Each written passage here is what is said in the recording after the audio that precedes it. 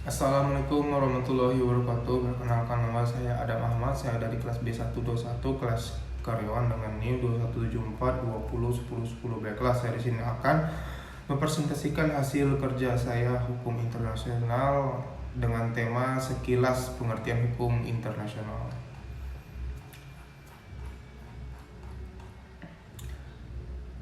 Latar belakang adanya hubungan yang terdapat antara anggota masyarakat internasional karena adanya kebutuhan yang disebabkan oleh pembagian kekayaan dan perkembangan industri yang tidak merata di dunia, seperti adanya peniagaan atau pula hubungan di lapangan kebudayaan, ilmu pengetahuan, keagamaan, sosial dan olahraga mengakibatkan timbul kepentingan untuk memelihara dan mengatur hubungan bersama merupakan suatu kepentingan bersama.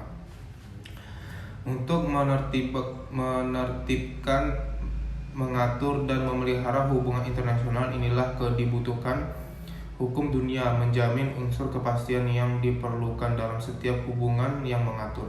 Masyarakat internasional pada hakikatnya adalah hubungan kehidupan antar manusia dan merupakan suatu kompleks kehidupan bersama yang terdiri dari aneka ragam masyarakat dan yang menjalin dengan erat.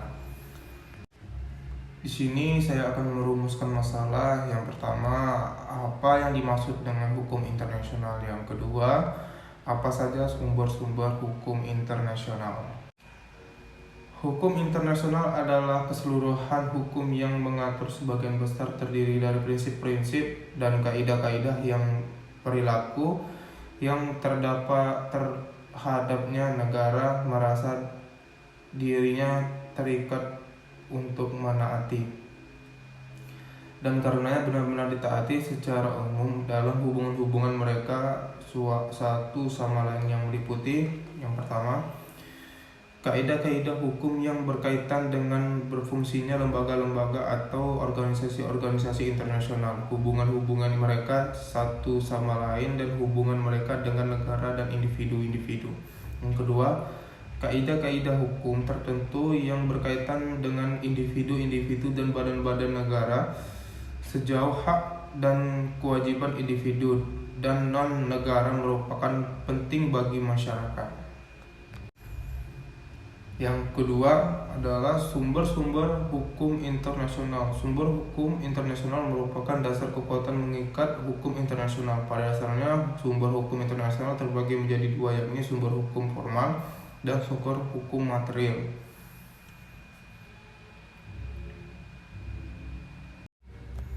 Sumber hukum formal adalah sumber prosedur hukum dan metode bagi pembentukan mengenai aturan untuk mengenaan secara umum mengikat secara hukum kepada pihak-pihak yang dituju.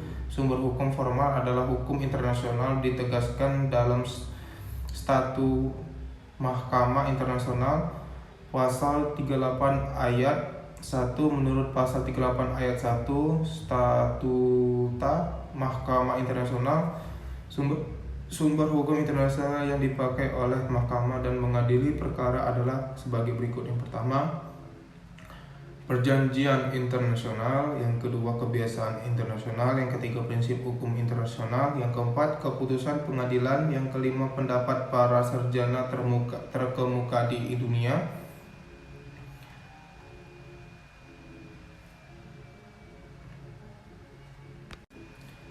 Jadi dari hasil tadi dapat disimpulkan bahwa hukum internasional adalah kesimpulan ketentuan hukum yang berlaku dipertahankan oleh masyarakat internasional.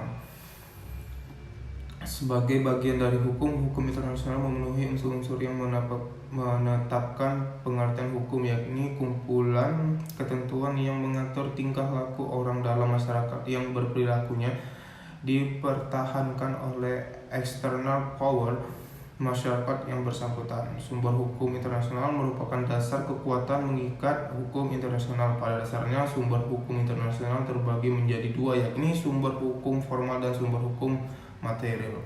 Baiklah, inilah hasil presentasi dari saya dan saya akhiri. Wassalamualaikum warahmatullahi wabarakatuh.